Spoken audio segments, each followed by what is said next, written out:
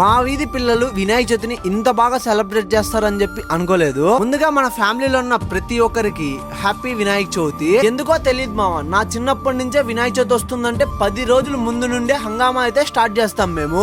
ఈసారి కూడా మా వాళ్ళు కూడా చాలా బాగా సెలబ్రేట్ చేస్తామని చెప్పి 10 రోజుల ముందు నుండే ప్లాన్ చేసేసారన్నమాట. ఇంకా ఫైనల్లీ వినాయక చవితి కూడా వచ్చేసింది. ఈ రోజు మార్నింగ్ అయితే మా వీధిలో వచ్చేసి 11:30కి వచ్చేసి పూజ స్టార్ట్ చేశారు. ఇంకా ఫైనల్లీ ఇన్ని రోజులు కష్టపడిన దానికి ఇంకా వినాయకుడు మొహాన్ని చూస్తానే లేదో మా వాళ్ళందరూ కూడా ఆనందపడిపోతున్నారు. మా అందరి కళ్ళల్లో తెలియని ఆనందం కనిపిస్తుంది. ఈ రోజు ఈ ప్రసాదం కోసం మేమందరం వచ్చేసి 1 year అయితే వెయిట్ చేస్తాం మామ, పంచామృతం కోసం. ఇంకా ప్రసాదం తీసుకొని దేవుడి దగ్గరికి వెళ్ళి దండం పెట్టుకొని ఒకటే కోరుకున్నాను అన్నమాట.